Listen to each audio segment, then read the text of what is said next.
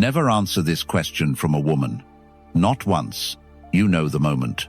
Things are going fine, then she drops a simple line that feels harmless, but suddenly you are explaining yourself. What are we? Why are you with me? Would you change for me? How much do you make? Do you love me more than? Most men take the bait. They talk, justify, promise, and in doing so they quietly give away the frame. Respect slips, attraction cools, and they have no idea why. Here is the truth. Those questions are not requests for information. They are checks on your center. If you answer to be liked, you fail the test. If you hold your frame, stay calm and respond, like a man who chooses rather than chases her respect grows. In this video, I will show you how to handle 7 frame tests without arguing or acting cold. You will get simple scripts that redirect the conversation, Stoic principles that keep you composed, and the exact mistakes that kill your presence. You will learn when to speak, when to pause, and when silence is the strongest answer. One of these 7 is the most dangerous because it sounds romantic. When you see it, you will never surrender your power again. And yes, the last example is the real trap most men miss every time. Let's get into it. Number 1. The trap behind what are we?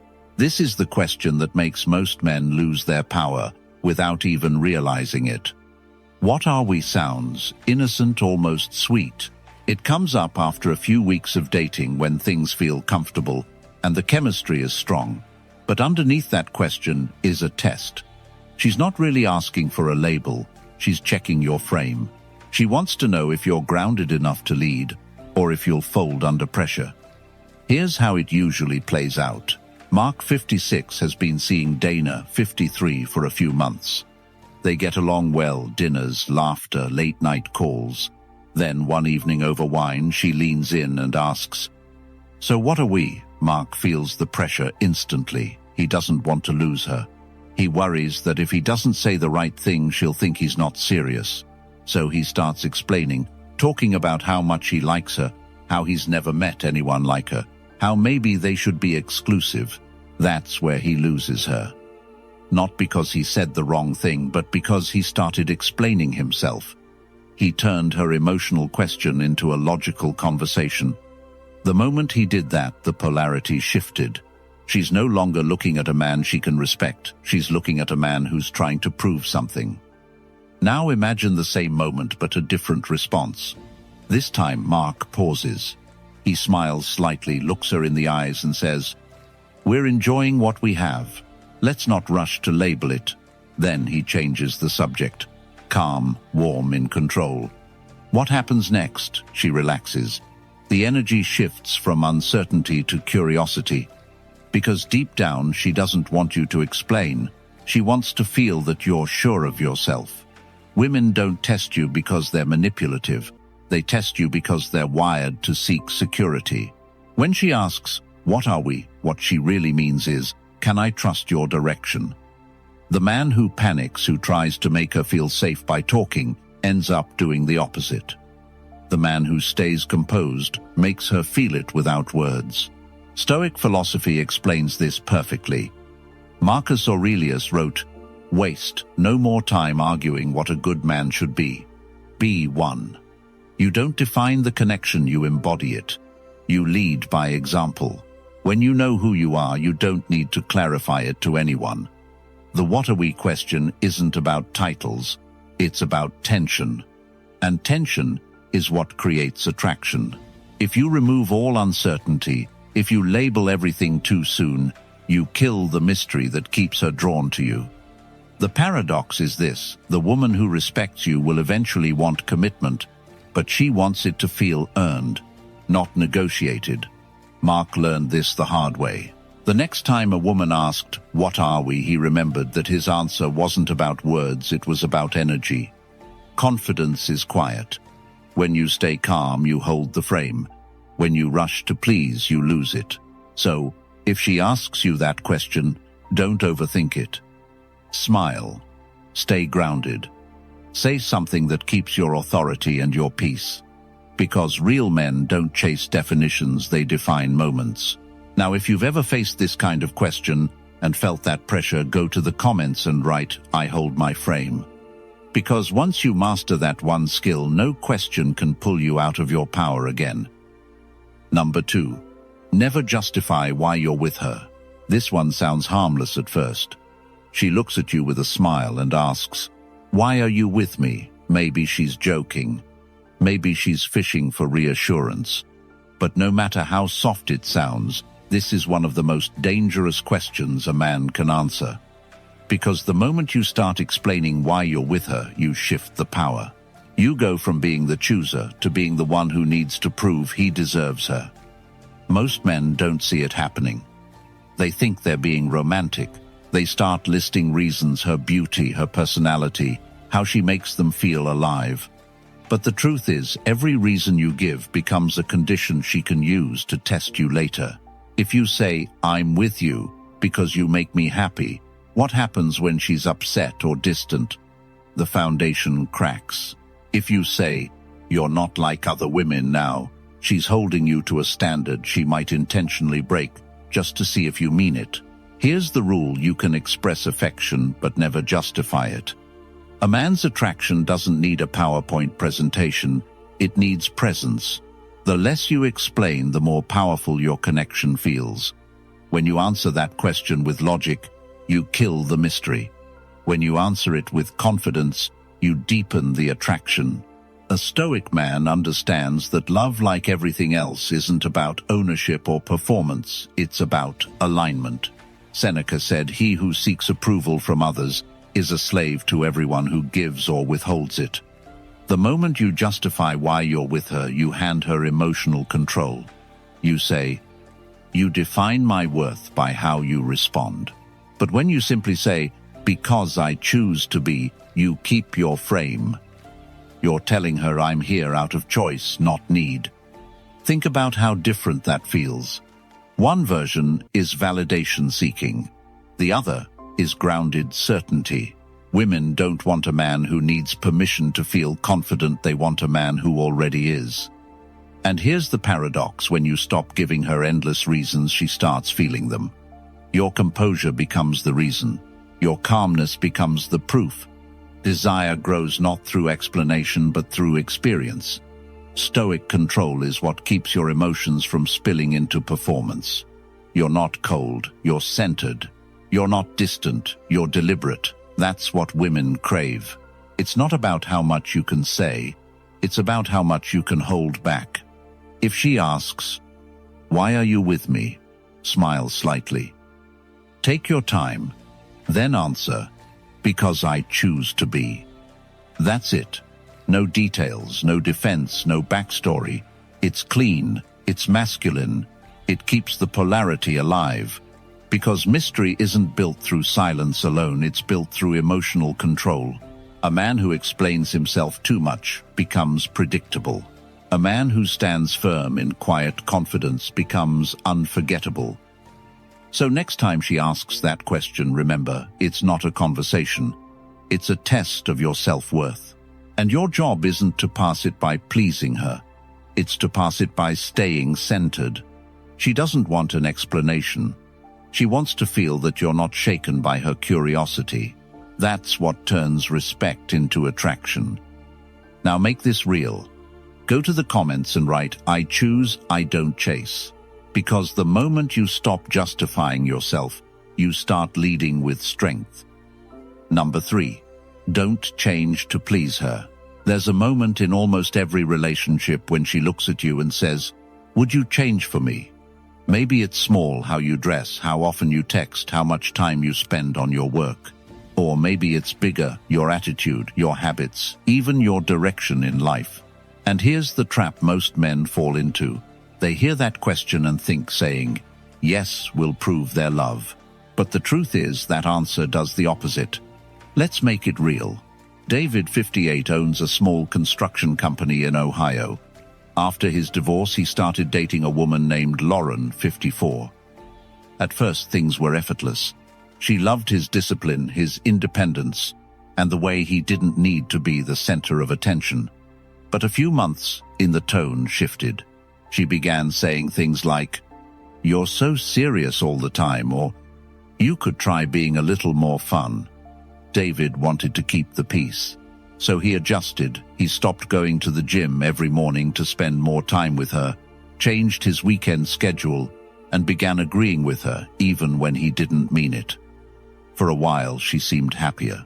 But slowly something else happened. She lost respect for him. The very traits that attracted her, his discipline, his purpose, his certainty, were gone. And when they disappeared, so did her desire. That's what happens when a man changes who he is to please a woman. He doesn't become more lovable. He becomes less trustworthy. Because deep down she knows that if you can't stand firm in your own principles, you can't lead her through anything real.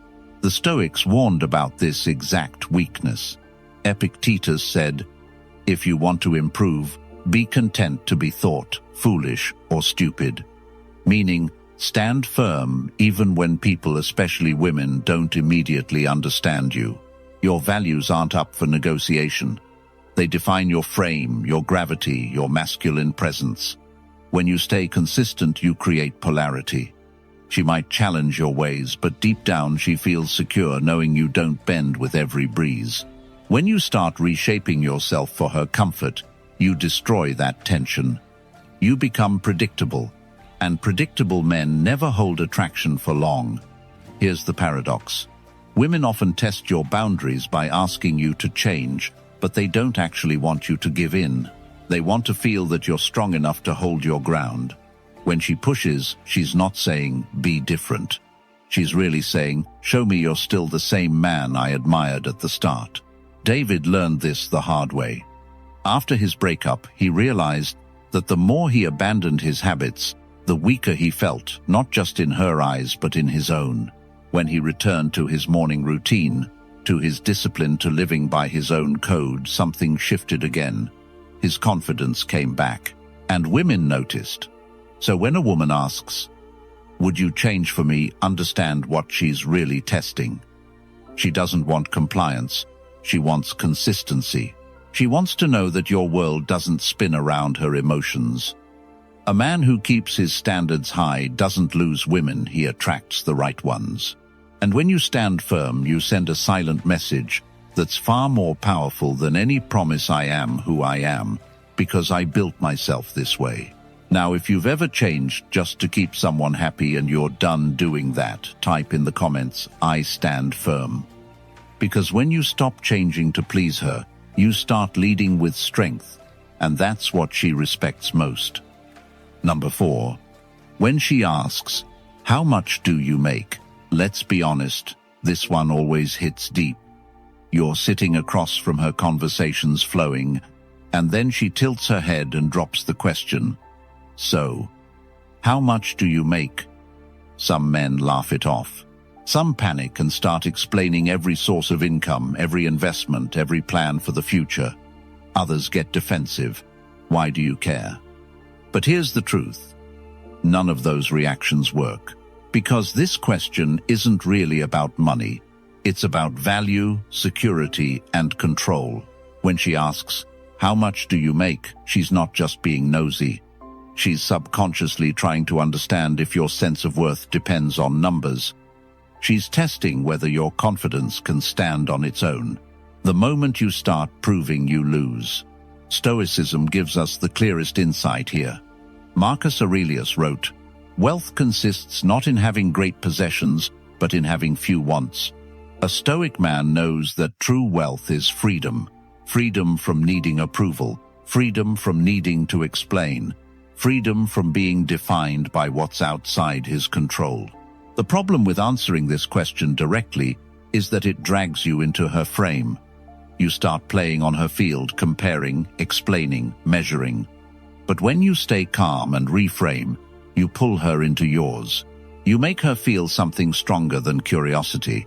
You make her feel your certainty. So instead of giving numbers or justifications, respond with something grounded, something that reflects your self-mastery. Say, "Enough to live life on my terms," or "More than I need, less than I want, that keeps me hungry." delivered calmly, that answer isn't arrogance, it's control. It shows her that your focus isn't on impressing but on leading your own life with direction. A man who knows his worth doesn't measure it in dollars, he measures it in discipline. You can have millions and still act broke inside if your validation depends on her reaction. You can have modest means and still radiate wealth when your energy says, I'm content, I'm in control, and I'm not explaining myself to anyone. Understand this, women aren't attracted to money, they're attracted to what money represents. The power, the direction, the independence. When you embody those traits without flaunting them, you create the same attraction without ever saying a number. And here's the paradox. The less you talk about your money, the more she assumes you're doing just fine. Silence backed by confidence always speaks louder than self-promotion. Seneca once said, "It is not the man who has too little, but the man who craves more that is poor." So when she asks that question, she's not testing your wallet, she's testing your peace. If you can stay calm, smile, and answer without a trace of insecurity, you pass with flying colors. Money can buy attention, but only presence earns respect. And if you want to master that kind of presence, the quiet authority that makes people feel your power before you say a word, join the membership community. Inside, you'll learn how to build unshakable Stoic confidence, emotional control, and masculine discipline that naturally command respect. Remember, you don't need to prove your worth, you live it. Number 5. The dangerous game of do you love me more? This question might sound romantic on the surface, but it's one of the most emotional traps a man can fall into. When a woman asks, do you love me more, she's not looking for math, and she's not really asking about love. She's testing your emotional balance. She wants to see if you'll lose your center to prove something you can't actually measure. And if you take the bait, you lose far more than the argument, you lose your polarity. Let's make it real. Brian, 57, a financial advisor from California, had been dating Michelle, 55, for over a year. Things were stable, mature, even peaceful. One night during a quiet dinner at home, she asked, "Do you love me more than I love you?" It came out playfully, but there was weight behind it. Brian smiled and said, "Of course I do. You know I love you so much." She smiled back, but something changed. From that night on, he noticed she challenged him more. She questioned little things, became less affectionate. Why? Because he gave her exactly what she didn't consciously want, proof that she had emotional power over him. His response shifted the dynamic from polarity to imbalance. He became the one chasing reassurance, while she became the one testing his strength. You see, love loses its power when it becomes a competition. The moment you try to measure it, you turn something natural into something transactional.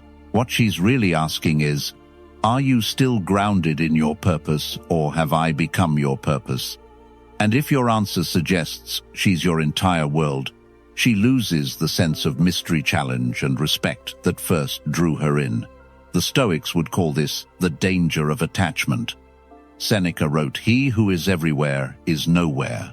When your love spreads beyond your purpose, when it consumes your sense of self, you lose the very center that makes your love valuable in the first place.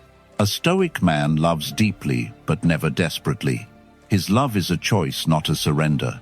Brian learned this later. When another woman, Laura, asked him the same question months later, he handled it differently. He smiled, held her gaze, and said, "Love isn't a scoreboard, Laura. I love you the way a man should, without keeping score."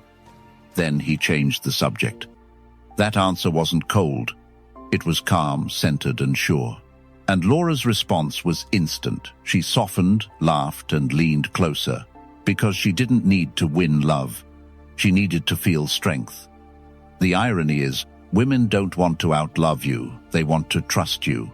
They want to feel that you care deeply but still stand on your own foundation. When you show that balance, when your love flows from choice and not dependence, it becomes irresistible. So next time you hear that question, pause. Don't try to compete, convince, or calculate. Love isn't measured in words, it's felt through consistency. And if you ever catch yourself trying to prove your love, stop and remember this: the moment you explain it, you weaken it. Smile, stay grounded, and let your presence be the answer. Now, make this real. Go to the comments and write, "I love with strength." Because real love doesn't need reassurance, it needs balance, confidence, and calm. And that's exactly what she's looking for. Number 6. The hidden test in Would You Still Want Me If? This is one of the trickiest questions you'll ever hear from a woman. Would you still want me if I gained weight? Would you still want me if I couldn't work? Would you still want me if I lost everything? It sounds emotional, vulnerable, maybe even sweet. But underneath, it's not really about the scenario. It's about your reaction. She's testing whether your love comes from strength or from fear. When she asks, "Would you still want me if," she's not predicting the future. She's searching for security. She wants to know whether your desire for her is rooted in who she is or in what she does for you. And the way you answer determines whether she respects you or starts to question your strength. Most men fail this test because they rush to reassure. They say things like, "Of course I would," or "I'd love you, no matter what." It sounds romantic, but it's not. It's reactive. It tells her your emotions control you more than your principles do. And when that happens, attraction fades. A Stoic man knows better. He doesn't answer from emotion, he answers from truth. Stoicism teaches that everything external, looks, status, circumstances, can change in an instant. What remains constant is character. Epictetus said, "It's not what happens to you, but how you react to it that matters." That's the essence of this moment. Your answer should reflect steadiness, not sentimentality. When a woman tests you with, "Would you still want me if?" the right move isn't to deny change, it's to stay grounded in who you are. You don't promise unconditional approval. You promise consistent presence. You might say calmly, "If life changes, we'll handle it when it does. What matters to me is how we live now." That answer shows two things: self-control and realism. It tells her you live in the present, not in hypothetical emotions. You're not saying you'd stop wanting her, you're saying you won't entertain imagined chaos. That composure reassures her more deeply than any dramatic declaration ever could. Here's what women actually want to feel in that moment. They want to feel you're calm. They want to feel that even if the world shifts, you won't panic. They're not looking for fantasy, they're looking for leadership. The Stoics called this the art of equanimity, the ability to remain balanced no matter the external storm. When you master that, your relationships become stronger because you no longer play emotional ping-pong. You lead from reason, not reaction. And that leadership is what women crave more than endless reassurance. Remember this: your value as a man isn't proven by how much you comfort her. It's proven by how steady you remain when she seeks comfort. The man who stays grounded gives her something priceless: peace. So when she asks, "Would you still want me if?" pause. Don't rush to fix it. Don't overpromise. Just breathe and stay still. Your calm silence will do more for her heart than your words ever could. Marcus Aurelius once wrote, "If you are distressed by anything external, the pain is not due to the thing itself, but to your estimate of it." When you understand that, you stop playing into every emotional scenario. You stop reacting and start leading. Because a woman doesn't truly want a man who says, "I'll want you no matter what." She wants a man whose presence makes her say, "I don't have to fear the what-ifs." Now take a moment and ground yourself in that truth. Then go to the comments and write, "I stay calm under tests." Because calm isn't weakness, it's the highest form of masculine power. Number 7. The ultimate power in "Are you afraid to lose me?" Every man has heard it, or will. That quiet, loaded question that drops in the middle of a calm night. Are you afraid to lose me? Maybe she says it playfully, maybe she's testing the waters, or maybe she's serious. But make no mistake, this isn't about curiosity. It's about leverage. She's not asking for reassurance. She's measuring your strength. Let's make it real. Paul, 55, a business consultant from Seattle, had been dating Erica, 52, for nearly a year. Their relationship was steady, passionate, but sometimes intense. One evening, after a small disagreement, she looked at him and asked softly, "Are you afraid to lose me?" Paul froze for a second, unsure how to answer. His instinct said yes, of course he didn't want to lose her. But something deeper told him to hold his ground. So instead of reacting emotionally, he smiled slightly and said, "If you want to leave, you're free to go. I don't hold what isn't meant to stay." He didn't say it coldly. His voice was calm, his body relaxed, his eyes steady. And in that moment, something changed.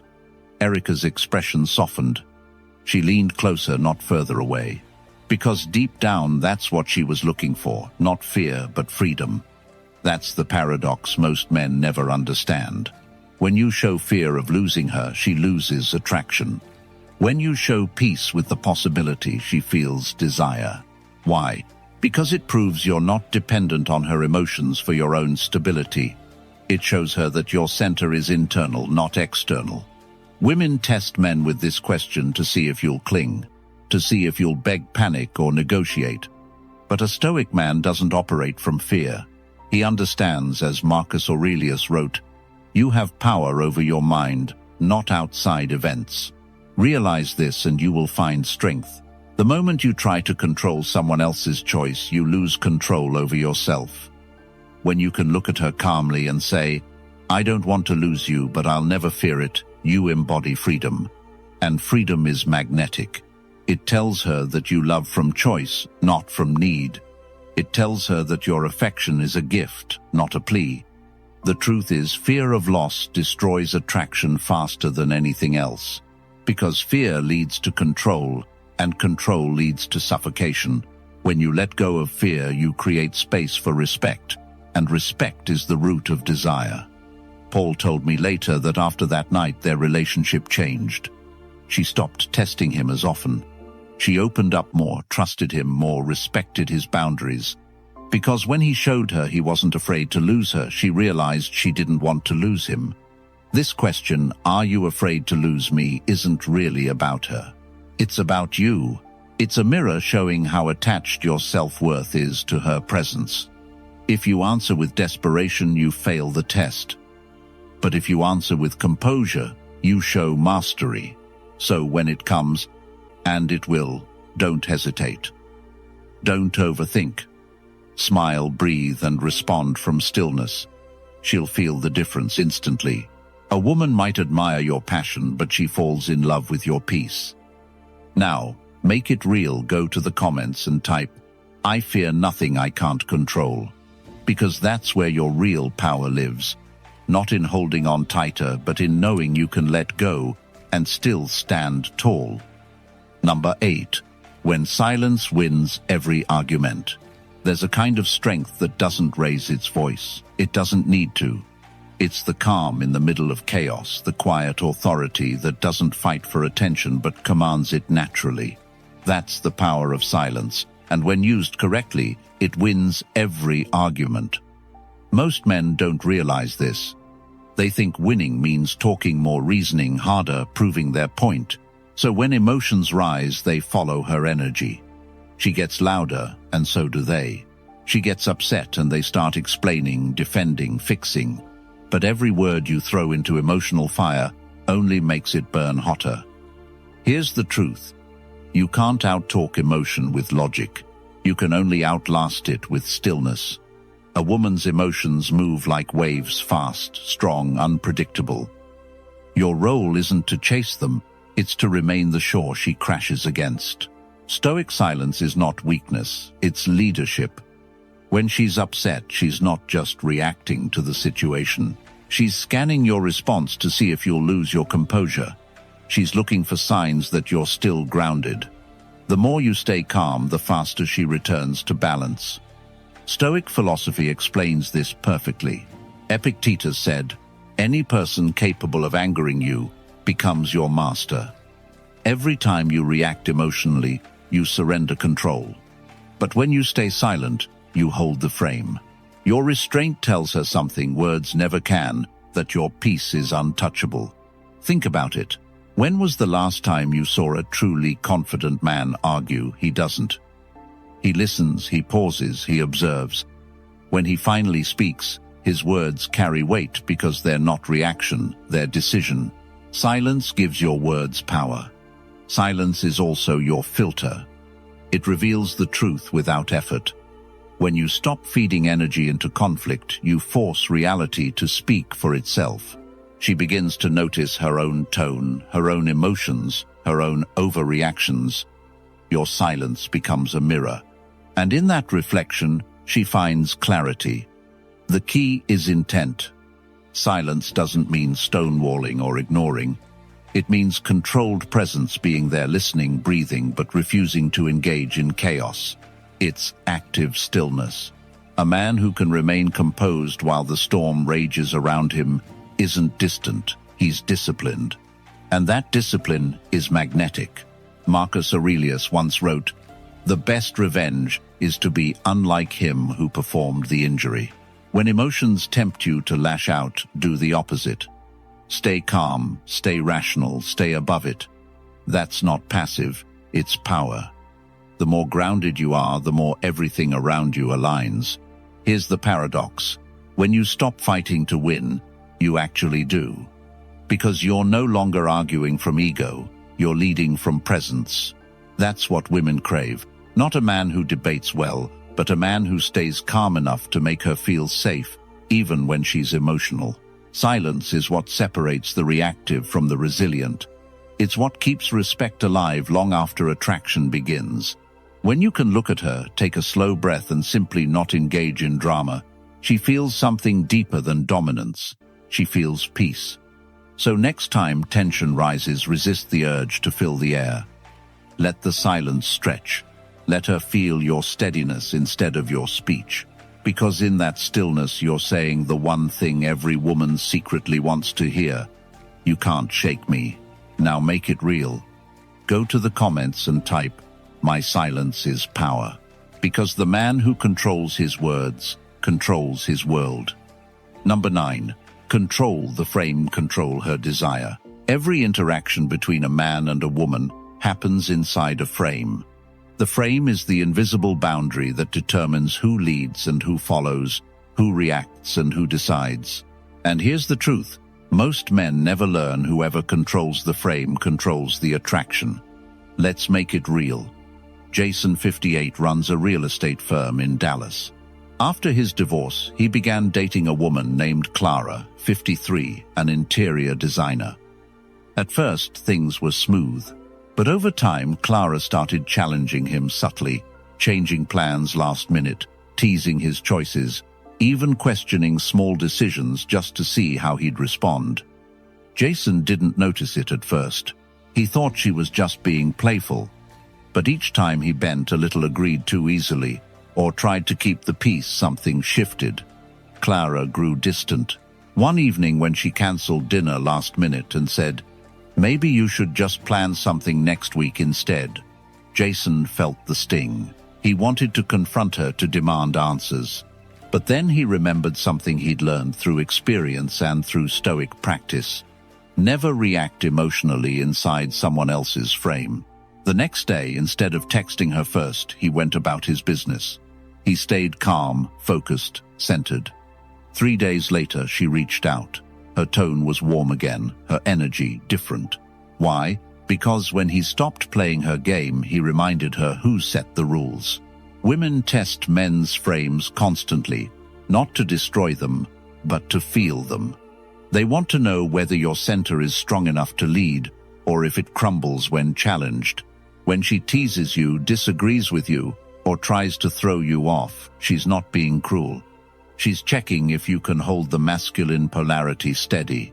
The Stoics would call this mastery of the inner citadel, the ability to remain unmoved by outside forces. Marcus Aurelius wrote, You have power over your mind, not outside events. The frame is your mind made visible. It's how your inner calm shapes every interaction. When you control the frame, you don't dominate her. You direct the energy between you. You turn conflict into chemistry, tension into attraction. Jason's composure reminded Clara of something rare, a man who doesn't need validation to stay confident.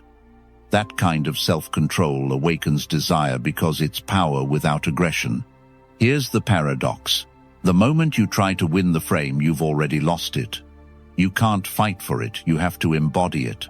Control isn't something you declare, it's something you express through presence. The more you chase control, the more reactive you become. The more you are controlled, the more she feels safe to surrender. Jason later said, "Once I stopped reacting, she followed my energy naturally." That's the key. You don't get her respect by explaining boundaries. You get it by living them. You don't keep her desire by proving your worth. You keep it by never stepping out of your frame. A man who leads his own reality becomes magnetic. Every word, every silence, every glance communicates calm direction. And when she feels that she doesn't challenge you to weaken you, she does it to connect with you more deeply. So remember, control isn't about holding her, it's about holding yourself. Now make this real. Go to the comments and type, "I control my frame." Because once you master that, you stop chasing attraction and start commanding it. Number 10. Freedom is the real attraction. There's something magnetic about a man who doesn't need anyone to complete him. You can feel it when he walks into a room. His energy is calm, grounded, but alive. He's not chasing approval, not explaining himself, not performing. He's free.